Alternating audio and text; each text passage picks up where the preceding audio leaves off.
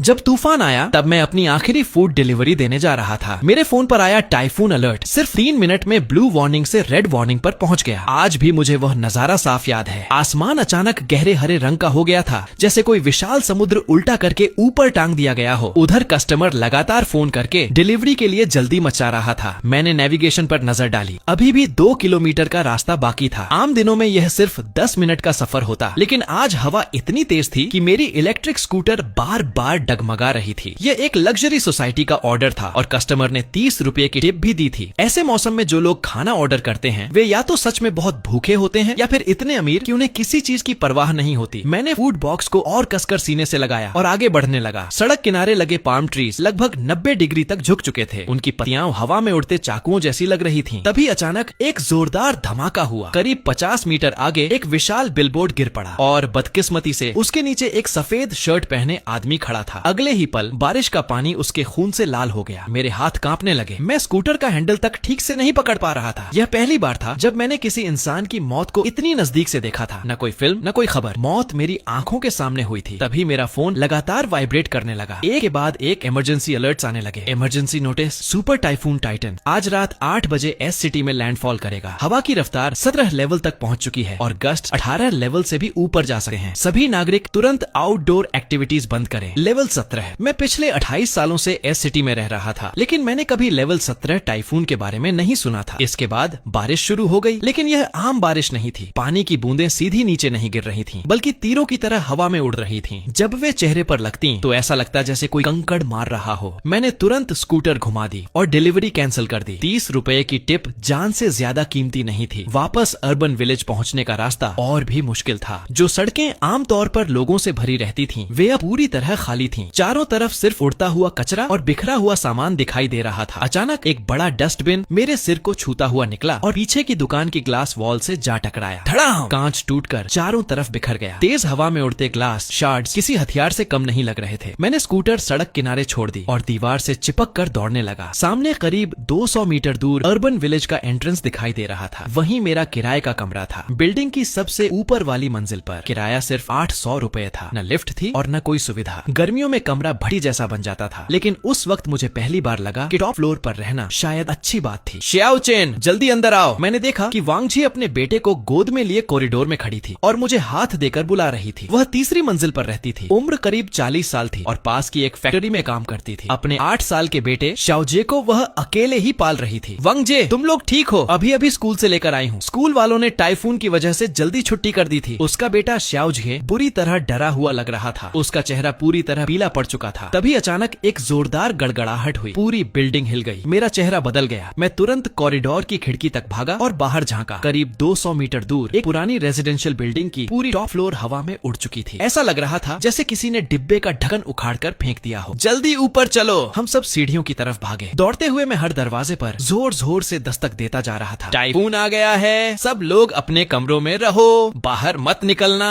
दूसरी मंजिल पर रहने वाले डॉक्टर लिन ने दरवाजा खोला। वह 70 साल से ऊपर के थे और रिटायरमेंट से पहले सिटी हॉस्पिटल में चीफ डॉक्टर रह चुके थे। उन्होंने बाहर के आसमान की तरफ देखा और गंभीर आवाज में बोले, यह तूफान सामान्य नहीं है। मैंने 50 साल मेडिकल फील्ड में काम किया है, लेकिन आसमान को कभी इस रंग में नहीं देखा। उसी समय चौथी मंजिल का श्याओ बे भी बाहर निकल आया। वह 20-22 साल का एक लाइव स्ट्रीमर था और हमेशा कैमरे के सामने रहने की वजह से काफी स्टाइलिश रहता था। बिजली चली गई क्या? मेरी लाइव स्ट्रीम बीच में ही बंद हो गई। मैंने तुरंत उसकी बात काट दी। अभी स्ट्रीम की चिंता छोड़ो। डॉक्टर लिन की बात सुनकर मैं बस हल्का सा मुस्कुरा दिया। तभी बाकी लोग भी अपना अपना सामान लेकर ऊपर पहुंच गए। शाओबे बोला, मेरे पास 3 पावर बैंक्स हैं और तीनों पूरी तरह चार्ज्ड हैं। लाओजंग ने भी कहा, मेरे पास कुछ कैंडल्स हैं, पिछली बार बिजली गई थी तब खरीद कर रखी थी। इसके बाद हम सब ने अपने अपने रिसोर्सेज गिनने शुरू किए। मेरे पास 5 packet instant noodles, 2 mineral water bottles और कुछ स्नैक्स थे। वांगजी के पास एक बोरी चावल, थोड़ी सब्जियां और 3 बॉटल्स पानी थी। डॉक्टर लिन के पास कुछ मेडिसिन और 2 पैकेट बिस्किट्स थे। शाओबे के पास ज्यादातर मेकअप प्रोडक्ट्स और लाइव स्ट्रीमिंग इक्विपमेंट था। खाने के नाम पर सिर्फ कुछ चॉकलेट्स थीं। सबसे ज्यादा सामान लाओजंग के पास था। साफ दिख रहा था कि उसने पहले से तैयारी कर रखी थी। मैंने हिसाब लगाया। पानी सबसे जरूरी चीज था। एक इंसान बिना खाने के लगभग 1 महीना निकाल सकता है, लेकिन बिना पानी के 3 दिन भी मुश्किल होते हैं। अगर हम बहुत बचत करके इस्तेमाल करें तो हमारे पास मौजूद पानी 5 एडल्ट्स और 1 बच्चे के लिए करीब 3 दिन तक चल सकता था। मैंने खुद को दिलासा दिया, 3 दिन में रेस्क्यू टीम आ ही जाएगी शायद। तभी अचानक धड़ाम, एक जबरदस्त टक्कर की आवाज आवाज आई, पूरी बिल्डिंग जोर से हिल गई। हम सब घबराकर खिड़की की तरफ देखने लगे। बाहर पता नहीं कहां से उड़कर आया एक विशाल पेड़ सामने वाली बिल्डिंग से टकरा गया था। टक्कर इतनी भयानक थी कि उसकी पूरी दीवार का एक हिस्सा ढह गया। बाहर हवा लगातार चीख रही थी, जैसे वह पूरे संसार को टुकड़े टुकड़े कर देना चाहती हो। तभी श्याओ जिये रोने लगा। वांग जिये ने उसे अपनी बाहों में कसकर पकड़ लिया। कुछ नहीं होगा बेटा, मम्मी यही है। लेकिन मैं साफ देख सकता था कि उसके अपने हाथ भी कांप रहे थे। सच तो यह था कि हम सब कांप रहे थे, ठंड की वजह से नहीं, डर की वजह से। कुछ देर बाद फोन का आखिरी सिग्नल भी गायब हो गया। अब हमारा बाहरी दुनिया से हर संपर्क टूट चुका था। हम एक छोटे से द्वीप की तरह अकेले पड़ गए थे। बाहर क्या हो रहा था? सरकार की रेस्क्यू टीम्स कहाँ थीं? कितने लोग अभी भी जिंदा थे? इन सवालों का जवाब किसी के पास नहीं था। मैं दीवार से टिककर बैठ गया। शायद जिंदगी में पहली बार मुझे खुद को इतना बेबस महसूस हुआ। रोज फूड डिलीवरी करते हुए मैंने आंधी, बारिश और धूप सब झेली थी। मुझे लगता था कि मैं किसी भी मुश्किल का सामना कर सकता हूँ। लेकिन आज समझ आया कि प्रकृति के सामने इंसान कितना छोटा और कमजोर है। कुछ देर बाद डॉक्टर लिन ने धीरे से कहा, सब लोग थोड़ा आराम कर लो, ताकत बचाकर रखो, कल हालात शायद और भी खराब हो सकते हैं। मैंने खिड़की के बाहर फैले अंधेरे को देखा। मेरे मन में सिर्फ एक सवाल था, इससे ज्यादा खराब और क्या हो सकता है? लेकिन उस सवाल का जवाब किसी के पास नहीं था। इतना जरूर महसूस हो रहा था कि यह लंबी और डरावनी रात अभी खत्म नहीं हुई थी, बल्कि असली मुसीबत तो अब शुरू होने वाली थी। रात के करीब 2 बजे अचानक एक भयंकर झटके से मेरी आंख खुल गई। पहले मुझे लगा भूकंप आया है, लेकिन अगले ही पल समझ आ गया कि यह सिर्फ हवा थी। लेवल 17 टाइफून कितना डरावना होता है, आज मैं अपनी आंखों से देख रहा था। पूरी बिल्डिंग छलनी की तरह हिल रही थी। दीवारों का प्लास्टर बड़े बड़े टुकड़ों में टूटकर नीचे गिर रहा था। तभी कड़क, मेरे कमरे की खिड़की आखिरकार टूट गई। कांच के टुकड़े चारों तरफ बिखर गए और तूफानी हवा अंदर घुस आई। कमरे के अंदर रखा हर सामान हवा में उड़ने लगा। मैंने तुरंत मैट्रेस उठाकर खिड़की पर लगाने की कोशिश की, लेकिन उसका कोई फायदा नहीं हुआ। हवा इतनी ताकतवर थी कि मेरे जैसे 160 पाउंड वजन वाले इंसान को भी बाहर खींचने लगी। तभी बाहर से एक चीख सुनाई दी, बचाओ! मैं तुरंत बाहर भागा। श्याओ बेई के कमरे का दरवाजा पूरी तरह खुल चुका था। वह दरवाजे के फ्रेम को दोनों हाथों से पकड़े लटका हुआ था और उसका आधा शरीर हवा में उठ चुका था। मैंने बिना सोचे उसकी बाह पकड़ ली, लेकिन अगले ही पल हम दोनों हवा के साथ बाहर की तरफ खींचने लगे। मुझे कसकर पकड़ो, मैं चिल्लाया। तभी अचानक पीछे से किसी ने हमें पकड़ लिया। वह लाओ झेंग था। पता नहीं वह कब वहाँ पहुँच गया था। उसका भारी शरीर किसी एंकर की तरह काम कर रहा था। उसने पूरी ताकत लगाकर हमें वापस अंदर खींच लिया। शौबे का चेहरा पूरी तरह सफेद पड़ चुका था। उसका मेकअप आंसुओं और पसीने से बह गया था। अब वह किसी इन्फ्लुएंसर की तरह नहीं, बल्कि डरे हुए बच्चे की तरह लग रहा था। थैंक यू, वह कांपती आवाज में बोला। लाओ झेंग ने तुरंत कहा, सब लोग मेरे कमरे में आ जाओ। हम सब भागते हुए उसके कमरे में पहुंचे। सच कहूँ तो उसका कमरा बाकी कमरों से कहीं ज्यादा सुरक्षित था। बिल्डिंग हिल तो रही थी, लेकिन उसकी खिड़कियां अभी तक सलामत थीं। टॉर्च की रोशनी में मैंने पहली बार उसके सामान को ठीक से देखा और देखकर दंग रह गया। कमरे का आधा हिस्सा मिनरल वाटर कार्टन से भरा हुआ था। नीचे instant noodles, canned food, compressed biscuits और यहाँ तक कि मिलिट्री रेशन भी रखे थे। मैंने हैरानी से पूछा, लाओ झेंग, तुम युद्ध की तैयारी कर रहे थे क्या? वह हल्का सा हंसा। मैं पहले आर्मी में था, आदत पड़ गई है बस। फिर उसने दीवार पर हाथ रखते हुए कहा, ये पुरानी बिल्डिंग्स ब्रिक कंक्रीट स्ट्रक्चर की बनी है, नई बिल्डिंग से कहीं ज्यादा मजबूत होती हैं। बस टॉप फ्लोर का भरोसा नहीं। वह अपनी बात पूरी नहीं कर पाया, लेकिन हम सब समझ गए कि वह क्या कहना चाहता था। मेरा कमरा उसी टॉप फ्लोर पर था। शायद अब वहाँ कुछ भी नहीं बचा था। मेरी सारी जमा पूंजी, कपड़े और सामान सब खत्म हो चुका था। लेकिन उस वक्त दुख मनाने का समय नहीं था। तभी वांग जिये अचानक बोली,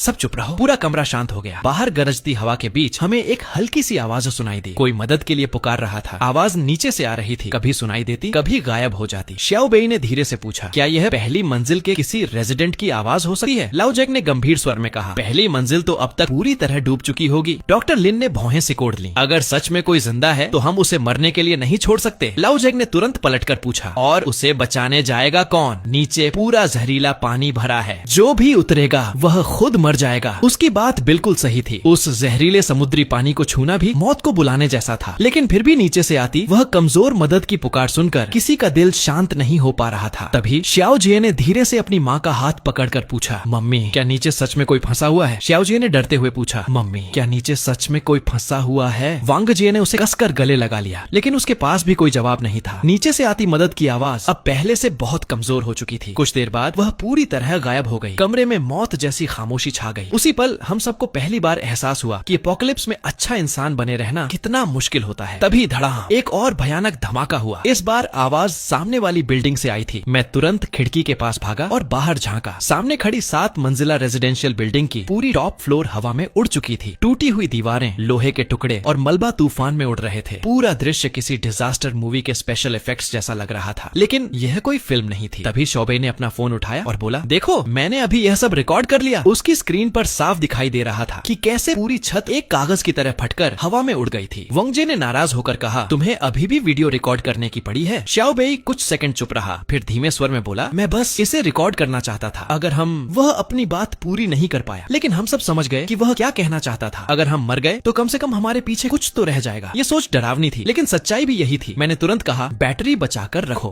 पता नहीं आगे कितने दिन काम आएगी। शाओबेई ने सिर हिलाया और फोन बंद कर दिया। उसके चेहरे पर उदासी साफ दिखाई दे रही थी। जो लड़का रोज लाइव स्ट्रीमिंग करके जीता था, उसके लिए इंटरनेट का गायब हो जाना किसी मछली को पानी से बाहर फेंकने जैसा था। तभी लाओ जेंग ने कहा, हमें बारी बारी से पहरा देना चाहिए। अगर बिल्डिंग की हालत और खराब हुई तो कम से कम किसी को पहले पता चल जाएगा। सबने उसकी बात मान ली। इस तरह उस भयानक रात की पहली पहरेदारी शुरू हुई। सबसे पहला पहरा मेरा था। बाकी लोग दीवार से टिकर सोने की कोशिश करने लगे, लेकिन मेरी आंखों में नींद नहीं थी। मैं बस बाहर से आती हवा की आवाज सुनता रहा। वह आवाज बेहद अजीब थी। कभी किसी के रोने जैसी लगती, कभी किसी राक्षस की दहाड़ जैसी, और कभी ऐसा लगता जैसे कोई विशाल दैत्य अंधेरे में सांस ले रहा हो। रात के करीब 4 बजे अचानक सब कुछ शांत हो गया। हवा एकदम से रुक गई, धीरे धीरे नहीं, बल्कि जैसे किसी ने स्विच ऑफ कर दिया हो। यह खामोशी इतनी अजीब थी कि मेरी रीढ़ में सिहरन दौड़ गई। मैंने तुरंत लाओ जेंग को जगा दिया। उठो, हवा रुक गई है। वह उठकर कुछ देर ध्यान से सुनता रहा, फिर उसका चेहरा गंभीर हो गया। यह अच्छा नहीं है। मैंने पूछा, क्यों? उसने धीमे स्वर में कहा, हम टाइफून के आई में पहुंच गए हैं। टाइफून आई? हाँ, तूफान के बीच का वह हिस्सा जहाँ कुछ समय के लिए हवा रुक जाती है, लेकिन यह ज्यादा देर नहीं रहेगा। जैसे ही यह गुजरेगा, हवा दूसरी दिशा से वापस आएगी और पहले से भी ज्यादा ताकतवर होगी। उसकी बात सुनकर मेरे शरीर में सिहरन दौड़ गई, और ठीक वैसा ही हुआ। 20 मिनट भी नहीं बीते थे कि हवा फिर लौट आई, लेकिन इस बार वह दूसरी दिशा से आ रही थी और पहले से कई गुना ज्यादा खतरनाक थी। धड़ाम! लाओ झेंग के कमरे की खिड़की एक ही झटके में टूट गई। तेज हवा और बारिश का सैलाब कमरे में घुस पड़ा। कुछ ही सेकंड में पूरा कमरा पानी से भरने लगा। जल्दी खिड़की बंद करो! हम सब घबराकर इधर उधर भागने लगे। किसी ने मैट्रेस लगाया, किसी ने लकड़ी का तख्ता खड़ा किया, तो किसी ने वार्डरोब तक खिसका दिया, लेकिन सब बेकार था। लेवल 17 टाइफून के सामने हमारा हर प्रयास मजाक जैसा था। आखिर लाओ झेंग जोर से चिल्लाया, यहाँ रुकना नामुमकिन है, सब लोग बाहर निकलो। हम सब भागकर कॉरिडोर में आ गए। दोनों तरफ कमरे होने की वजह से कॉरिडोर थोड़ा सुरक्षित था, लेकिन वहाँ भी हालात अच्छे नहीं थे। पूरी बिल्डिंग लगातार कांप रही थी। दीवारों में दरारें बढ़ती जा रही थीं और प्लास्टर बर्फ की तरह टूट टूट कर नीचे गिर रहा था। शाओजे डरकर अपनी माँ से चिपक गया। मम्मी, मुझे डर लग रहा है। वांगजी ने उसे गले लगाया। डरो मत, मम्मी यही है। लेकिन उसकी अपनी आवाज भी कांप रही थी। सच तो यह था कि हम सब डरे हुए थे। हमें बिल्डिंग के गिरने का डर था, हवा का डर था, और सबसे बड़ा डर मौत का था। तभी डॉक्टर लिन अचानक बोले, सब लोग मेरी बात ध्यान से सुनो। डरना सामान्य है, लेकिन घबराहट इंसान की जान ले लेती है। गहरी सांस लो और खुद को शांत रखो। आखिर वह इतने सालों का अनुभवी डॉक्टर था। मुश्किल समय में लोगों को संभालना उसे आता था। उसके कहने पर हम सब ने धीरे धीरे गहरी सांसें लेना शुरू किया। हैरानी की बात थी कि इससे सच में थोड़ा फर्क पड़ा। शाओबेई ने पूछा, आमतौर पर टाइफून कितनी देर तक चलता है? लाओ जेंग ने सिर हिलाया। यह उसके लेवल पर निर्भर करता है, लेकिन लेवल 17 टाइफून, सच कहूँ तो मैंने भी कभी ऐसा नहीं देखा। मुझे फोन पर मिला आखिरी वेदर अपडेट याद आया। उसमें लिखा था कि तूफान अगले दिन दोपहर तक कमजोर नहीं होगा, यानी अभी भी लगभग 12 घंटे बाकी थे। 12 घंटे! ऐसे हालात में हर मिनट 1 साल जैसा लग रहा था। तभी श्याओ जी के पेट से आवाज आई, बच्चा पिछले दिन दोपहर से सिर्फ कुछ बिस्कुट्स खाकर बैठा था। वांग जी ने उसके सिर पर हाथ फेरा। थोड़ा और सह लो बेटा, सुबह होते ही सब ठीक हो जाएगा। लेकिन हम सब जानते थे कि सुबह होने से कुछ नहीं बदलने वाला। बाहर की दुनिया अब भी नरक ही थी। तभी लाओ जेंग ने अपने बैग से एक कंप्रेस्ड बिस्किट पैकेट निकाला और श्याओ जी की तरफ बढ़ा दिया। लो बेटा, ये खा लो। वांग जी झिझक गई। नहीं, रहने दीजिए, रख लो, लाओ जेंग ने मुस्कुराकर कहा, और बिस्कुट सीधे श्याओ जी के हाथ में रख दिया। बच्चे को भूखा नहीं रहना चाहिए। श्याओ जी ने दोनों हाथों से पैकेट पकड़ा और धीरे से बोला, थैंक यू ग्रैंडपा। उस पल मैंने पहली बार लाओ जेंग की आंखों में नरमी देखी। जो आदमी हमेशा हिसाब किताब की बातें करता था, उसके अंदर भी एक दयालु इंसान छिपा हुआ था। शायद आपदा इंसानों का असली चेहरा सामने ले आती है। कुछ लोग स्वार्थी बन जाते हैं और कुछ लोग और भी निस्वार्थ। तभी अचानक मेरे दिमाग में एक बात कौंधी, 1 मिनट, नीचे का पानी अभी भी बढ़ रहा है क्या? सब लोग एकदम चुप हो गए। अभी तक हमारा पूरा ध्यान तूफान पर था। किसी ने नीचे झांक कर देखा ही नहीं था। मैं सावधानी से सीढ़ियों के पास गया और टॉर्च की रोशनी नीचे डाली। अगले ही पल मेरा दिल बैठ गया। पानी 4थी मंजिल तक पहुंच चुका है और अभी भी बढ़ रहा है। क्या? सबके चेहरे बदल गए। शाओबेई घबराकर बोला, अगर ऐसा ही चलता रहा तो हम भी डूब जाएंगे। डॉक्टर लिन ने भौहें सिकोड़ ली। इतना पानी सामान्य नहीं है। जब तक वह अचानक रुक गए। जब तक क्या? मैंने पूछा। डॉक्टर लिन ने भारी आवाज में कहा, जब तक समुद्री बांध टूट न गया हो। समुद्री बांध, यह शब्द सुनते ही सबकी सांसें रुक गईं। एस सिटी का समुद्री बांध 50 साल पुराना था। उसे इस तरह बनाया गया था कि वह 100 साल में आने वाले सबसे बड़े तूफान को भी झेल सके। अगर वह भी टूट गया था तो हालात हमारी सोच से कहीं ज्यादा खराब थे। लाओ, झेंग ने तुरंत कहा, कहा, अभी अनुमान लगाने का समय नहीं है, सबसे जरूरी बात है जिंदा रहना। वह सही कह रहा था, लेकिन सवाल वही था, कैसे? बिल्डिंग हिल रही थी, पानी बढ़ रहा था, बाहर तूफान दहाड़ रहा था। हम ऐसे थे जैसे समुद्र के बीच फंसी एक छोटी नाव जो किसी भी पल पलट सकती थी। आखिरकार सुबह हो गई, लेकिन उस सुबह में कोई उम्मीद नहीं थी। घने बादलों के बीच से आती फीकी रोशनी ने बाहर का दृश्य साफ कर दिया, और जो हमने देखा उसने सबको स्तब्ध कर दिया। क्या यह वही एस सिटी था जिसे हम जानते थे? सड़कें अब नदियां बन चुकी थी, कारें खिलौनों की तरह पानी में बह रही थी, सामने की कई इमारतें टेढ़ी हो चुकी थी, कुछ तो आधी टूटकर सिर्फ ढांचे के रूप में खड़ी थी। दूर दूर तक धुआं और आग दिखाई दे रही थी। कोई नहीं जानता था कि वह विस्फोट था या आगजनी। पूरा शहर ऐसा लग रहा था जैसे किसी दैत्य ने उसे पैरों तले कुचल दिया हो। श्याओ बेई ने कांपती आवाज में कहा, हे भगवान, यह लेवल 17 टाइफून की ताकत है। नहीं, डॉक्टर लिन ने धीमे स्वर में कहा, यह सिर्फ तबाही है, पूरी तबाही। तभी श्याओ बेई ने अचानक दूर इशारा किया। वो देखो। हम सब ने उसकी उंगली की दिशा में देखा, और जो नजारा दिखाई दिया उसने हमारे रोंगटे खड़े कर दिए। दूर क्षितिज पर समुद्र का पानी एक विशाल दीवार की तरह हमारी तरफ बढ़ रहा था। यह कोई सामान्य लहर नहीं थी, उसके साथ इमारतों का मलबा, कारें, पेड़ और न जाने क्या क्या बहता चला आ रहा था। डॉक्टर लिन की आवाज कांप उठी, स्टॉर्म सर्ज, यह टाइफून से पैदा हुई समुद्री बाढ़ है, और कई बार यह खुद टाइफून से भी ज्यादा खतरनाक होती है। लाओ जेंग ने जल्दी से पूछा, वह यहाँ तक पहुँचने में कितना समय लेगी? मैंने दूरी का अंदाजा लगाया और जवाब दिया, ज्यादा से ज्यादा 2 किलोमीटर दूर होगी। उसकी रफ्तार देखकर लगता है कि 10 मिनट के अंदर यहाँ पहुँच जाएगी। ये सुनते ही सबके चेहरे सफेद पड़ गए। मैंने तुरंत चिल्लाकर कहा, छत पर चलो अभी। श्याओ बेई घबरा कर बोला, लेकिन टॉप फ्लोर तो पहले ही डैमेज हो चुकी है, फिर भी यहाँ खड़े होकर मरने से बेहतर है। मैंने जवाब दिया। हमारे पास कोई दूसरा विकल्प नहीं था। हम सब तेजी से ऊपर भागने लगे। सीढ़ियां पहले से ही टूट फूट चुकी थीं। हर कदम पर ऐसा लगता था कि कहीं पूरी सीढ़ी ही न टूट जाए। आखिर हम छठी मंजिल पर पहुंचे। ये कभी मेरा घर हुआ करता था, लेकिन अब वहाँ से टूटी हुई दीवारें और मलबा बचा था। छत पूरी तरह उड़ चुकी थी और ऊपर सीधा धूसर आसमान दिखाई दे रहा था। हवा अब भी बेहद तेज थी, लेकिन कम से कम हम फिलहाल नीचे चढ़ते जहरीले पानी से दूर थे। जो भी चीज बांधी जा सकती है उसे अपने शरीर से बांध लो, लाओ जेंग ने जोर से कहा। उसके निर्देश पर हम सब ने रस्सियां, बेडशीट्स और कपड़ों की मदद से खुद को बची हुई मजबूत दीवारों और लोहे के खंभों से बांधना शुरू कर दिया। दूर से आती समुद्री बाढ़ हर सेकंड और करीब आती जा रही थी। अब उसकी गर्जना साफ सुनाई दे रही थी। हम सब जानते थे कि अगले कुछ मिनट तय करेंगे कि हम जिंदा बचेंगे या नहीं। दूर आती समुद्री बाढ़ अब बेहद करीब पहुंच चुकी थी। मैं साफ देख सकता था कि उसकी ऊंची लहरों के ऊपर क्या क्या बहकर आ रहा था। टूटे हुए घरों के टुकड़े, कुचली हुई कारें, उखड़े हुए पेड़ और कुछ ऐसी चीजें भी जिन्हें पहचानने की हिम्मत मुझ में नहीं थी। मैंने नजरें फेर ली। तभी श्याओ जी ने धीमी आवाज में पूछा, क्या पापा हमें बचाने आएंगे? उसके सवाल का जवाब किसी के पास नहीं था। शायद उसके पिता, शायद हमारे अपने परिवार वाले, शायद वे सब अब इस दुनिया में भी न हो। लेकिन मैं यह बात एक बच्चे से नहीं कह सकता था। जरूर आएंगे, मैंने खुद को कहते सुना। ये एक झूठ था, लेकिन अपोकलिप्स में कभी कभी झूठ सच से ज्यादा दयालु होता है। अगले ही पल समुद्री बाढ़ हम तक पहुंच गए। वह हमारी कल्पना से कहीं ज्यादा ऊंची और भयानक थी। पूरी बिल्डिंग जोर जोर से कांपने लगी, जैसे किसी भी पल जड़ से उखड़ जाएगी। विशाल लहर 5वीं मंजिल को पार करती हुई सीधे हमारी तरफ बढ़ी। सब लोग कसकर पकड़ो, लाओ जेंग पूरी ताकत से चिल्लाया। धड़ाम, विशाल लहर टूटी हुई दीवारों से टकराई। एक पल में पूरा संसार हवा और पानी की गर्जना में डूब गया। जहरीले पानी की बौछारें चारों तरफ उड़ने लगीं। हर बूंद किसी तेजाब जैसी थी। मेरी गर्दन पर कुछ छींटे पड़े और तुरंत जलन शुरू हो गई। आह! श्याओ बेई दर्द से चीख पड़ा। उसके हाथ पर जहरीले पानी की कुछ बूंदें गिर गई थीं। कुछ ही सेकंड में वहाँ बड़े बड़े छाले उभर आए। डॉक्टर लिन ने तुरंत अपनी बची हुई साफ पानी की बोतल निकाली और उसका घाव धोने लगे। लेकिन हमारे पास साफ पानी बहुत कम था। हर बूंद अब खजाने से कम नहीं थी। पहली लहर के बाद हम मुश्किल से संभले ही थे कि दूसरी लहर आ गई, और इस बार वह पहले से भी ज्यादा ऊंची थी। पानी सीधे छठी मंजिल के फर्श तक फैल गया। नहीं, बिल्डिंग अब नहीं टिकेगी। मुझे साफ महसूस हो रहा था कि हमारे पैरों के नीचे की जमीन लगातार कांप रही है। यह पुरानी इमारत अपनी आखिरी सीमा तक पहुंच चुकी थी। लेकिन तभी एक चमत्कार हुआ। हवा की रफ्तार अचानक कम होने लगी। इस बार यह टाइफून आई वाली शांति नहीं थी। तूफान सचमुच कमजोर पड़ रहा था। कुछ देर बाद हमने देखा कि समुद्री बाढ़ भी धीरे धीरे पीछे हटने लगी है, बहुत धीमी गति से, लेकिन वह सच में पीछे जा रही थी। हम बच गए? श्याओ बेई की आवाज में यकीन से ज्यादा हैरानी थी। अभी खुश मत हो, लाओ जेंग ने तुरंत कहा। वह सही था, टाइफून कमजोर जरूर पड़ रहा था, लेकिन हमारी मुश्किलें खत्म नहीं हुई थीं। बिल्डिंग किसी भी समय गिर सकती थी। नीचे अब भी जहरीला पानी भरा था। हमारे पास खाना और पीने का पानी लगभग खत्म हो चुका था। श्याओ बेई का घाव इलाज मांग रहा था, और सबसे बड़ी बात, बाहर की दुनिया पूरी तरह बदल चुकी थी। कम्युनिकेशन बंद था, रेस्क्यू का कोई पता नहीं था। सड़कें और शहर बर्बाद हो चुके थे। कोई नहीं जानता था कि मदद आने में कितने दिन लगेंगे। एस सिटी, वह शहर जहां मैंने अपनी पूरी जिंदगी के 28 साल बिताए थे, एक ही रात में नरक बन चुका था, और हम उस नरक के कुछ बचे हुए लोग थे। अगर इसे किस्मत कहना सही था तो शायद हम किस्मत वाले थे। कुछ घंटों बाद हवा लगभग रुक गई, बारिश भी बहुत कम हो गई। गई। लेकिन हमारी असली परीक्षा अब शुरू होने वाली थी। सबसे पहले समस्या थी श्याओ बेई की। जहरीले पानी से जली उसकी बांह अब बुरी तरह सड़ने लगी थी। डॉक्टर लिन ने घाव देखकर गंभीर स्वर में कहा, इसे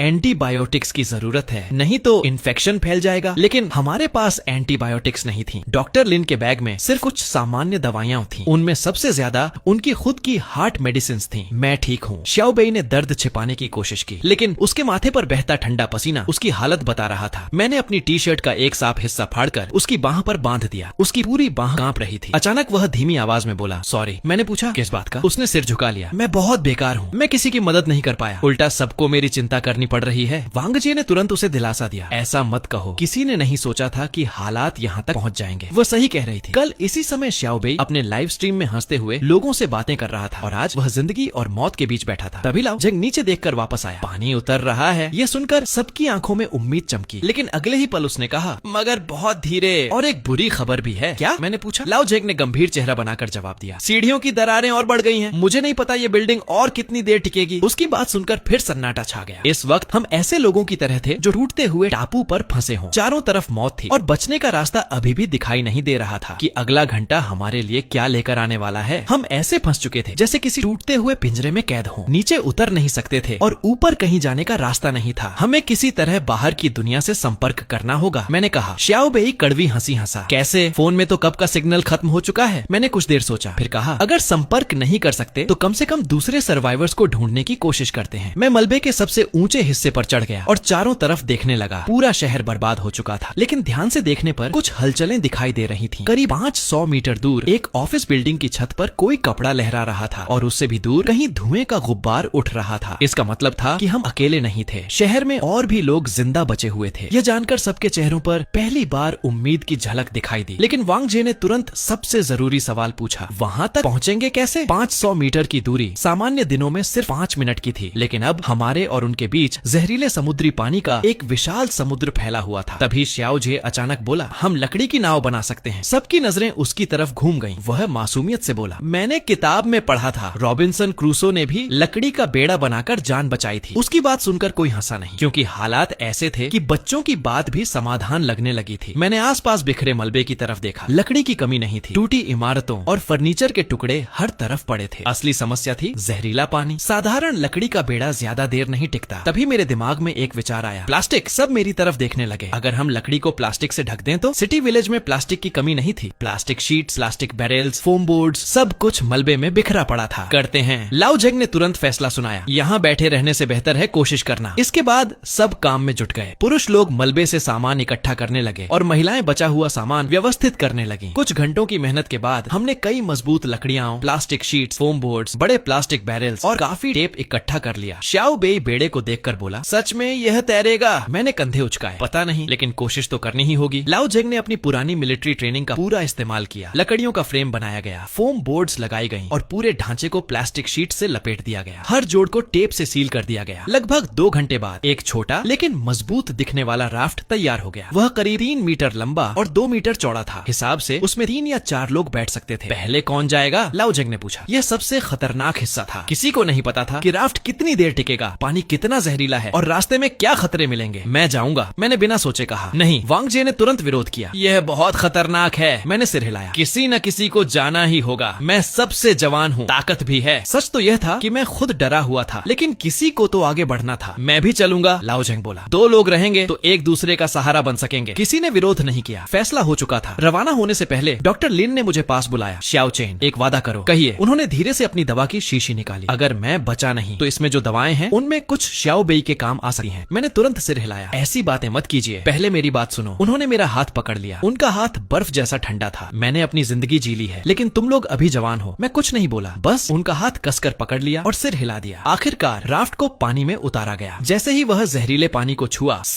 जैसी आवाज आने लगी। प्लास्टिक धीरे धीरे गल रहा था, लेकिन उम्मीद से कम गति से। इसका मतलब था कि हमारे पास कुछ समय था। मैं और लाओ जेंग सावधानी से राफ्ट पर चढ़ गए। चबू की जगह हमने प्लास्टिक में लिपटी 2 पुरानी दरवाजों की पट्टियां इस्तेमाल की। पानी के ऊपर हर तरह का मलबा तैर रहा था। फर्नीचर, कपड़े, टूटे हुए सामान और कुछ ऐसी चीजें भी जिन्हें पहचानने की मैंने कोशिश नहीं की। तभी लाओ जेंग अचानक चिल्लाया, सावधान! मैंने सिर उठाकर देखा। सामने से एक उलटी पलटी कार तेजी से हमारी तरफ बहती चली आ रही थी। उसकी रफ्तार इतनी ज्यादा थी कि अगर वह राफ्ट से टकरा जाती तो हम सीधे जहरीले पानी में गिर जाते। बाएं मोड़ो लाओजेंग गरजा। मैंने पूरी ताकत से दरवाजे की पट्टी पानी में मारी। राफ्ट एक तरफ घूमने लगा। कार हमारी तरफ और करीब आती जा रही थी। 10 मीटर, 5 मीटर, 3 मीटर, धड़ा। कार राफ्ट के किनारे से रगड़ खाती हुई निकल गई। टक्कर पूरी नहीं लगी, लेकिन उसके झटके से पूरा राफ्ट जोर से हिल गया। मैं लगभग पानी में गिर ही पड़ा था। संभल कर, लाओजेंग ने मेरी बांह पकड़कर वापस खींच लिया। मेरे दिल की धड़कन इतनी तेज हो गई थी कि सांस लेना मुश्किल लग रहा था, लेकिन खतरा अभी टला नहीं था। जहरीले पानी की सतह के नीचे न जाने कितना मलबा छिपा हुआ था। हर कुछ मीटर पर हमें दिशा बदलनी पड़ रही थी। धीरे धीरे हम आगे बढ़ते रहे। आखिरकार हम उस ऑफिस बिल्डिंग के पास पहुंच गए। मैंने ऊपर देखकर पूरी ताकत से आवाज लगाई, अरे ऊपर कोई है। कुछ पल बाद छत के किनारे से एक आदमी का सिर दिखाई दिया। वह एक मिडिल एज्ड आदमी था। उसके कपड़े देखकर लग रहा था कि वह कोई ऑफिस वर्कर है जो डिजास्टर के समय कंपनी में ही फंस गया था। तुम लोग कहाँ से आए हो? उसने ऊपर से पूछा। मैंने जवाब दिया, सामने वाली रेजिडेंशियल बिल्डिंग से। वहाँ बच्चे और बुजुर्ग फंसे हुए हैं, उन्हें मदद चाहिए। वह कुछ देर के लिए गायब हो गया, फिर वापस आया तो उसके साथ कई और लोग भी थे। हम यहाँ 20 से ज्यादा लोग हैं। उसने ऊपर से आवाज लगाई, खाने का इंतजाम है लेकिन पानी बहुत कम बचा है। मैंने तुरंत पूछा, कोई डॉक्टर है? हमारे यहाँ एक घायल है। उसने जवाब दिया, डॉक्टर नहीं लेकिन एक नर्स है। तुम लोग रुको, हम नीचे रस्सी डालते हैं। अब दोनों तरफ के सर्वाइवर्स के बीच संपर्क बन चुका था। ये अच्छी खबर थी, लेकिन उसी समय बुरी खबर भी सामने आ गई। हमारा राफ्ट अब जवाब देने लगा था। प्लास्टिक कई जगह से फट चुका था और पानी अंदर घुसने लगा था। जल्दी वापस चलो, लाओजेंग बोला। लेकिन सच ये था कि अब लौटना भी आसान नहीं था। राफ्ट धीरे धीरे भारी होता जा रहा था। पानी भरने से उसका बैलेंस बिगड़ रहा था और हमारी स्ट्रेंथ भी खत्म हो रही थी। कुछ ही देर में राफ्ट पूरी तरह टूट गया और हम सीधे जहरीले पानी में गिर गए। जैसे ही पानी बॉडी से टकराया, ऐसा लगा जैसे हजारों नीडल्स एक साथ चुभ गई हों। दर्द इतना तेज था कि दिमाग सुन्न होने लगा, लेकिन हम रुके नहीं। पूरी ताकत से आगे की तरफ स्विम करते रहे। एक सेकंड भी रुकना डेथ जैसा था। किनारे पर खड़े वांगजी और श्याओबे चिल्ला रहे थे, जल्दी इन्हें खींचो,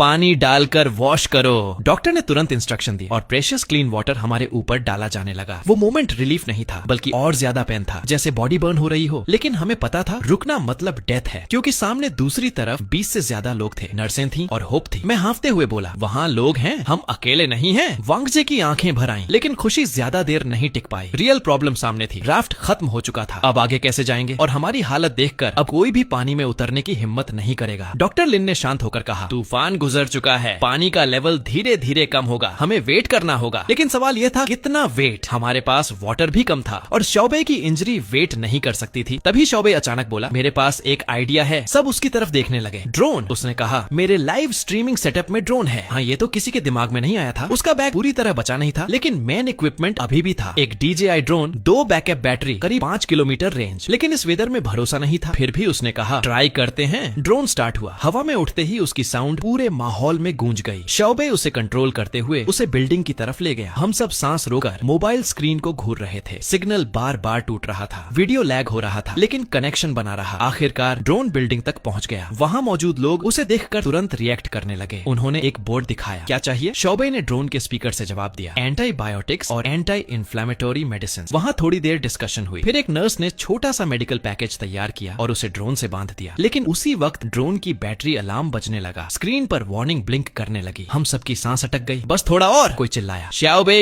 दांत भींचकर बोला, बस पहुंच जा। ड्रोन लड़खड़ाते हुए हवा में ऊपर उठा और दवाइयों का वो छोटा सा पैकेज लेकर वापस लौटने लगा और सीधा हमारे ऊपर आ गया। तभी अचानक उसकी बैटरी खत्म हो गई और वह सीधे नीचे गिरने लगा। मैंने झट से हाथ बढ़ाकर उस मेडिसिन पैकेज को पकड़ लिया। लकली सब सेफ था। अंदर देखा तो अमॉक्सिसिलिन और कुछ एंटी इन्फ्लेमेटरी ड्रग्स थी। डॉक्टर ने चेक किया और कहा, ठीक है, ये इनफ है श्याओबे, अब सेफ है। लेकिन हमारी प्रॉब्लम खत्म नहीं हुई थी। शाम होते होते पानी का लेवल सच में गिरने लगा था। अब वह तीसरी मंजिल तक आ चुका था, लेकिन बिल्डिंग की हालत और खराब हो गई थी। अंदर से क्रैक होने की आवाजें आ रही थी। कड़क कड़क, हर आवाज दिल दहला रही थी। आज रात गार्ड करना होगा। लाओजेंग ने कहा, कुछ भी हो जाए तुरंत सबको जगाना। हम पांचों एडल्ट्स ने टर्न वाइज गार्ड शुरू किया। मुझे लास्ट शिफ्ट मिला। रात करीब 3 बजे मैं लाओजेंग से गार्ड लेने आया। उसने मेरे कंधे पर हाथ रखा और कुछ नहीं कहा। रात बहुत क्वाइट थी, इतनी क्वाइट कि डर लग रहा था। कोई हवा नहीं, कोई स्टॉर्म नहीं, बस एक डेड साइलेंस। पूरी सिटी जैसे मर चुकी थी। सिर्फ कभी कभी बिल्डिंग्स गिरने की आवाज आती थी। मैं दीवार के पास बैठ गया। ऊपर आसमान देखा। स्टार्स बहुत साफ थे। इतना साफ आसमान पहले कभी नहीं देखा था। आयरॉनिकल था, पोल्यूशन खत्म हो गया था, लेकिन बदले में पूरा शहर खत्म हो गया। सो नहीं पा रहा। आवाज लिन डॉक्टर की थी। मैं मुड़ा, वो मेरे पास आकर बैठ गया। आप उठे कैसे? उम्र हो गई है, नींद कम आती है। उसने धीरे से पूछा, तुम क्या सोच रहे हो? मैं कुछ सेकंड चुप रहा, फिर बोला, ये सब आखिर हुआ कैसे? ये 7वीं लेवल टाइफून था, सेंचुरी लेवल स्टॉर्म लिन। डॉक्टर ने लंबी सांस ली और कहा, इंसान हमेशा बहुत कॉन्फिडेंट होता है, सोचता है कि नेचर को कंट्रोल कर सकता है। मैंने पूछा, आपको क्या लगता है रेस्क्यू कब आएगी? वो कुछ देर चुप रहे, फिर बोले आएगी, जरूर आएगी, लेकिन उनकी आवाज में डाउट साफ था। मैंने पूछा, लिन डॉक्टर आपका कोई फैमिली है? उन्होंने धीरे से कहा, वाइफ 10 साल पहले चली गई, बेटा बाहर रहता है, सालों से वापस नहीं आया। मैंने कहा सॉरी। वो हल्का सा मुस्कुराए, कोई जरूरत नहीं, उम्र हो गई है, चीजें आसान लगने लगती हैं, लेकिन तुम जैसे यंग लोग यहाँ फंसने के लिए नहीं बने। मैंने कहा मेरे पास कुछ भी नहीं है, कोई खास लगाव नहीं। वो तुरंत बोले, ये अच्छी बात नहीं है, इंसान के पास कुछ न कुछ होना चाहिए जिससे वो जी सके। मैं जवाब देना चाहता था, लेकिन वांग जिए की याद आ गई, जो अपने बेटे के लिए हर हाल में लड़ रही थी, और मैं चुप हो गया। उन्होंने मेरे हाथ पर हल्का सा हाथ रखा। होप मत छोड़ो, इस टूटे हुए शहर में भी होप बहुत कमजोर सही, लेकिन यही बचाता है। रात खत्म होने की तरफ थी जब अचानक एक आवाज आई, बहुत दूर, बहुत हल्की, लेकिन सच में मौजूद, व्रूम। मैं तुरंत उठा, ये सुनो, कोई इंजन है क्या? सब लोग जाग गए और सुनने लगे। आवाज धीरे धीरे क्लियर होने लगी। शौबे चिल्लाया, ये प्लेन नहीं है, ये हेलीकॉप्टर है, रेस्क्यू रेस्क्यू आ रही है। वो खुशी से उछल पड़ा। हम सब पागल की तरह हाथ हिलाने लगे, फोन लाइट्स और टॉर्च से सिग्नल देने लगे। धीरे धीरे हेलीकॉप्टर और करीब आया। अब उसकी शेप साफ दिखने लगी। Military helicopter, orange body sunrise में चमकता हुआ, जैसे सच में उम्मीद उतर आई हो। वो हमारे ऊपर सर्कल करने लगा। डोर खुला और एक सोल्जर बाहर झुका। उसने हमें देखा और सिग्नल दिया। फिर उसने सप्लाईज ड्रॉप करना शुरू किया। Water, food, medicine, communication. Radio में आवाज आई, here is rescue team, do you copy? मैंने कांपती आवाज में जवाब दिया, we copy, we are survivors, 6 adults, 1 child. वो बोले, hold on, ground team coming, 24 hours में पहुंच जाएगी, इंजर्ड लोगों को प्रायोरिटी दी जाएगी, लोकेशन मार्क हो चुकी है। हेलीकॉप्टर ने एक और राउंड लिया और फिर दूसरी डायरेक्शन में उड़ गया, और लोगों को बचाने के लिए हम बच गए। कोई फुसफुसाया। वंगजे शौबे को पकड़कर रो पड़ी, लेकिन इस बार आंसू डर के नहीं थे, बल्कि उस टूटे हुए भरोसे और थकी हुई उम्मीद के थे। हाँ, हम बच गए थे। हालांकि अभी भी 24 घंटे का इंतजार बाकी था, लेकिन होप अब साफ दिखाई दे रही थी। मैंने एक बोतल पानी खोली और बड़े घूंट लेकर पी गया। वो पानी मीठा लगा, इतना मीठा जितना मैंने कभी महसूस नहीं किया था। वॉकी टॉकी में लगातार मैसेजेस आ रहे थे। ए एरिया में 30 सर्वाइवर्स मिले। बी एरिया की रोड क्लियरेंस लगभग कंप्लीट हो गई है। मेडिकल टीम आगे बढ़ रही है। सी एरिया में भी ऑपरेशंस शुरू हो चुके हैं। पूरा शहर धीरे धीरे जाग रहा था, नहीं पूरा देश एक्टिव हो चुका था। लाओजंग ने दूर इशारा किया और हम सब ने देखा और भी हेलीकॉप्टर्स दिखाई दे रहे थे। आसमान में एक के बाद एक जैसे माइग्रेशन कर रहे हों, और नीचे ग्राउंड पर हेवी इंजीनियरिंग व्हीकल्स रबल हटाने में लगे थे। वाटर लेवल भी लगातार गिर रहा था। अब सेकंड फ्लोर दिखने लगा था। सब कुछ तबाह था, लेकिन फिर भी लाइफ वापस आ रही थी। श्याओ चेन लिन डॉक्टर ने मुझे बुलाया। मैंने कहा हाँ। उन्होंने धीरे से कहा, इस पल को याद रखना। मैंने पूछा क्यों? उन्होंने कहा, इंसान की रेजिलियंस याद रखना। मैंने सिर हिला दिया। हाँ, मैं याद रखूंगा। 17 लेवल टाइफून का डर याद रखूंगा। वो ओशन जैसा आसमान जो हमारे ऊपर टूट पड़ा था, वो हेल्पलेसनेस भी याद रखूंगा, लेकिन साथ ही ह्यूमन काइंडनेस और होप की ताकत भी याद रखूंगा। और ये भी कि सबसे अंधेरे वक्त में भी हमने हार नहीं मानी। सूरज पूरी तरह निकल आया। गोल्डन सनलाइट टूटे हुए शहर पर गिर रही थी और हर चेहरे पर पड़ रही थी। एक नई सुबह शुरू हो चुकी थी, एक जिंदा सुबह। सप्लाईज आने के बाद पहला काम था इन्वेंट्री और distribution. 2 boxes water, 1 box compressed biscuits, 1 box canned food, basic medicine और 2 वॉकी टॉकी। इतना ही था जो हमें रेस्क्यू तक सरवाइव करवा सकता था। लाओजंग ने संतोष से कहा, लेकिन दूसरी तरफ राइटिंग बिल्डिंग वाले इतने लकी नहीं थे। वॉकी टॉकी में उनकी आवाज आई, हमारे सप्लाईज पानी में गिर गए, हमारे पास कुछ नहीं बचा, क्या कोई एक्स्ट्रा भेज सकता है? हम सब एक दूसरे को देखने लगे। एक्स्ट्रा तो हमारे पास भी बेयरली इनफ था। वांग जी ने धीरे से कहा, थोड़ा सा दे देते हैं। लाओजंग तुरंत बोला, नहीं, हम सिर्फ 5 लोग हैं, वो 20 से ज्यादा हैं, अगर दे दिया तो हम क्या खाएंगे? लेकिन लिन डॉक्टर बीच में बोले, काम डाउन लाओजंग, तुम सही हो। लेकिन लाओजंग ने काट दिया, लेकिन क्या तुम भूल गए कल रात नीचे लोग मदद मांग रहे थे, हमने मदद की क्या? इस बात ने सबको चुप कर दिया। हाँ सच था, हमने उस वक्त मदद नहीं की थी। अब अचानक हम सेंट्स नहीं बन सकते थे। शौबे ने वॉकी टॉकी पकड़ रखा था और चुप था। मैं आगे आया, एक आइडिया है, सबने देखा। मैं बोला, ट्रेड करते हैं। ट्रेड, उनके पास नर्सेस हैं, मेडिकल नॉलेज है, हम कुछ सप्लाईज देकर मेडिकल सपोर्ट ले सकते हैं। ये डील सुनकर सब रुक गए, जैसे पहली बार कोई वर्केबल सोल्यूशन दिखा हो। लिन डॉक्टर की दवाइयां भी लगभग खत्म हो रही थीं। शौबे की चोट में एंटीबायोटिक लग चुका था, लेकिन प्रॉपर ट्रीटमेंट अभी भी जरूरी था, और ये आइडिया प्रैक्टिकली सही लग रहा था। लाओजंग ने भी थोड़ी देर बाद रिलक्टेंटली इसे मान लिया। मैंने वॉकी टॉकी उठाया और कहा, राइटिंग बिल्डिंग, यहाँ रेजिडेंशियल बिल्डिंग है, हम एक बॉक्स पानी और कुछ फूड सप्लाईज दे सकते हैं, लेकिन हमें मेडिकल सपोर्ट चाहिए। दूसरी तरफ कुछ सेकंड साइलेंस रहा, फिर जवाब आया, डील। लेकिन असली प्रॉब्लम अब शुरू हुई, कैसे भेजें, क्योंकि वाटर लेवल अभी भी एक फ्लोर जितना ऊपर था और राफ्ट तो पहले ही फेल हो चुका था। तभी शौबे अचानक बोला, मेरे पास एक बैकअप ड्रोन है, छोटा वाला। ये लड़की हमेशा लास्ट मोमेंट पर कुछ न कुछ निकाल लेती थी, लेकिन प्रॉब्लम ये थी कि स्मॉल ड्रोन का लोड बहुत कम था, तो हमें कई ट्रिप्स करनी पड़ी। लगभग 10 से 12 बार उड़ान भरकर धीरे धीरे सप्लाईज डिलीवर किए गए। बदले में दूसरी तरफ के नर्सेज ने वॉकी टॉकी के थ्रू लिन डॉक्टर को ट्रीटमेंट गाइड करना शुरू किया। वुंड को प्रॉपर्ली डिसइंफेक्ट करना था, क्योंकि करोसिव वाटर से इन्फेक्शन का रिस्क बहुत था। ड्रेसिंग ज्यादा टाइट नहीं रखनी थी, हार्ट मेडिसिन टाइम पर देना था और प्रेशर स्टेबल रखना था। क्लियरली वो प्रोफेशनल थे। ट्रीटमेंट के बाद श्याओ बेई की कंडीशन में नोटिसेबल इंप्रूवमेंट आया, लेकिन ये डील ने एक बड़ी रियलिटी भी सामने रख दी कि हम सिर्फ 2 ग्रुप्स थे इस पूरे टूटे हुए शहर में, और पता नहीं कितने और सर्वाइवर्स होंगे जो अपने अपने रिसोर्सेज के लिए लड़ रहे हैं। दोपहर शहर तक। वॉकी टॉकी पर मैसेजेस और बढ़ने लगे। किसी डिस्ट्रिक्ट में सुपरमार्केट में मैसिव सप्लाईज थे लेकिन एंट्री ब्लॉक्ड थी। हॉस्पिटल में ड्रग्स अवेलेबल थे लेकिन मैन पावर चाहिए था। वेयर हाउस F जोन में मिला लेकिन वहाँ रिपोर्ट्स आ रही थी कि लूट शुरू हो चुका है। लूटिंग ये शब्द सुनते ही माहौल और हैवी हो गया। लाओजंग ने ठंडी हंसी हंसी। मैंने कहा था यही होगा। सच ये था कि जब सर्वाइवल प्राइमरी बन जाता है तो सिविलाइजेशन बहुत जल्दी टूटने लगती है। तभी मिलिट्री चैनल से अनाउंसमेंट आया, any looting will be strictly punished, ground forces are moving in. लेकिन हेल्प अभी भी हर जगह नहीं पहुंच पाई थी। शाम होते होते पहली रियल टेंशन वाली सिचुएशन आई। एक आदमी वुडन बोर्ड पर खिसकते हुए हमारी बिल्डिंग के पास आया। चिल्लाने लगा, कुछ खाना दे दो, 2 दिन से भूखा हूँ। लाओजंग तुरंत अलर्ट हो गया। इग्नोर करो। वो नीचे से लगातार बेगिंग करता रहा, प्लीज कुछ भी दे दो। मैं भी बोल उठा, हमारे पास एक्स्ट्रा नहीं है। वो कुछ देर घूमता रहा, फिर उसने एक बात कही जो बहुत डेंजरस थी, तुम लोग कम हो, बच्चे भी हैं। ये क्लियर थ्रेट था। लाओजंग ने बिना सोचे एक पत्थर उठाया और नीचे फेंक दिया, भाग यहाँ से वरना खत्म कर दूंगा। आदमी पीछे हट गया लेकिन पूरी तरह गया नहीं। उसने जाते जाते कहा, तुम लोग देख लेना। लिन डॉक्टर ने तुरंत कहा, ये प्रॉब्लम है, ये अकेला नहीं है। साफ था उसने ग्रुप देख लिया था और अब थ्रेट रियल था। लाओजंग ने फिस्ट टाइट की, आने दो एक को भी। लेकिन हम सब जानते थे अगर वो कई लोग लेकर आया तो सिचुएशन कंट्रोल से बाहर हो सकती थी। लेकिन हम सब जानते थे कि अगर वो कई लोग लेकर आया तो हम बहुत कमजोर पड़ जाएंगे। हम 5 लोग थे और उनमें से सिर्फ लाओजंग को ही मिलिट्री एक्सपीरियंस था, बाकी सब नॉर्मल लोग थे। कोई रियल फाइट एक्सपीरियंस नहीं था। मैंने तुरंत कहा, जो भी यूजफुल सामान है सब स्टेयर्स के पास ब्लॉक कर दो। सबने बिना डिले के काम शुरू कर दिया। Stones, wooden pieces, broken furniture और डेब्रिस जो भी मिला सब स्टेयर्स की तरफ ले जाया गया। थोड़ी ही देर में पूरा स्टेयरवे एक स्ट्रॉन्ग बैरिकेड बन गया। शियाओ बेई ने कहा, एट लीस्ट अब वो डायरेक्टली ऊपर नहीं आ सकते। लेकिन सच ये था कि अब हम खुद भी बाहर नहीं निकल सकते थे। नाइट गहराने लगी और टेंशन बढ़ गया। गार्ड ड्यूटी को 2 लोगों में डिवाइड किया गया। मैं और लाओजंग फर्स्ट शिफ्ट में थे। मूनलाइट में टूटा हुआ शहर किसी डेड पेंटिंग जैसा लग रहा था। मैंने धीरे से पूछा, आप सच में आर्मी में थे? लाओजंग ने आखिरी सिगरेट जलाई और कहा, हाँ 20 इयर्स पुरानी बात है, कहाँ फाइट किया था। उसने स्मोक छोड़ते हुए कहा, अफ्रीका। फिर बोला, वहीं रियल हेल देखा है। अब मुझे समझ आया कि वो इतना काल्म और कोल्ड क्यों है। मैंने पूछा, आप ह्यूमन नेचर पर भरोसा नहीं करते? उसने कहा, भरोसा नहीं। मैं जानता हूँ इंसान प्रेशर में टूट जाता है। फिर उसने मेरी तरफ देखा, लेकिन फिर भी तुमने उस बच्चे को बिस्कुट दे दिया। मैं चुप हो गया। वो हल्की स्माइल के साथ बोला, वो बच्चा मुझे मेरे ग्रैंडसन की याद दिलाता है। मैंने पूछा, आपका ग्रैंडसन सेफ होगा? उसने कहा, इंलैंड में है, शायद सेफ होगा। उस शब्द शायद में अनसर्टेनिटी साफ थी। उसने पूछा, और तुम कोई क्लोज पर्सन नहीं है? मैंने कहा, था। क्यों ब्रेकअप हुआ? मैंने कहा। उसने कहा, मैं कुछ नहीं कर सकता। एक डिलीवरी बॉय उसके फ्यूचर के लायक नहीं है, अब रिग्रेट है। मैंने कहा, पता नहीं, अगर वो साथ होती तो शायद सेफ होती या शायद नहीं भी। लाओजंग ने मेरे कंधे पर हाथ रखा, तुम जितने वीक सोचते हो उससे ज्यादा स्ट्रांग हो। रात का दूसरा हाफ शुरू ही होने वाला था कि अचानक हल्की साउंड आई, वाटर की, बहुत हल्की, लेकिन साइलेंस में साफ सुनाई दे रही थी। लाओजंग इंस्टेंटली अलर्ट हुआ, समवन इज कमिंग। मैंने नीचे देखा, मूनलाइट में 3 शैडोज धीरे धीरे बिल्डिंग की तरफ बढ़ रहे थे। आगे वही बॉल्ड मैन था। लाओजंग ने कहा, सबको वेकअप करो, लेकिन सब ऑलरेडी जाग चुके थे। लाओजंग ने प्लान बनाया, मैं और तुम स्टेयर्स होल्ड करेंगे, वांगजे बच्चे को प्रोटेक्ट करेगी, डॉक्टर लिन इंजर्ड को देखेगा, शियाओ बेई वॉकी टॉकी संभालेगा। नीचे वाले लोग बैरिकेड पर चढ़ने लगे, लेकिन हमारा ब्लॉकेज काम कर रहा था। तभी नीचे से आवाज आई, हाँ सप्लाईज दे दो, हम चले जाएंगे। ये सुनते ही पूरा माहौल टेंस हो गया। लाओजंग ने लकड़ी का डंडा उठाया और नीचे देखते हुए कहा, अगर आगे बढ़े तो कॉन्सिक्वेंसेस खुद झेलोगे। लाओजंग ने बिना सोचे जवाब दिया, दफा हो जाओ। ठीक है, फिर हमें भी बुरा मत कहना। इसके बाद उन्होंने बैरिकेड तोड़ना शुरू कर दिया। एक एक करके पत्थर हटाए जाने लगे, लकड़ी के तख्ते उखाड़े जाने लगे। जिस स्पीड से वो काम कर रहे थे, साफ था कि ये रुकावट ज्यादा देर नहीं टिकेगी। मैंने जल्दी से शियाओ बेई की तरफ देखा, जल्दी कॉल करो। शियाओ बेई ने तुरंत वॉक टॉक उठाया, रेसिडेंशियल बिल्डिंग कॉलिंग, हम पर हमला हो रहा है, इमीडिएट सपोर्ट चाहिए। लेकिन जवाब में सिर्फ खरखराहट और नॉइज सुनाई दी। शायद शहर के दूसरे हिस्सों में भी यही सब हो रहा था, या फिर रेस्क्यू टीम अभी बहुत दूर थी। अब हमें खुद ही सब संभालना था। लाओजंग ने एक मोटी स्टील रॉड उठा ली। मैंने भी पास पड़ी एक ईंट हाथ में पकड़ ली। अगर यही अपोकैलिप्स का रूल था तो अब उसी रूल से खेलना पड़ेगा। जैसे ही पहला आदमी बैरिकेड के ऊपर से दिखाई दिया, लाओजंग ने बिना 1 सेकंड गंवाए स्टील रॉड उसके सिर पर दे मारी।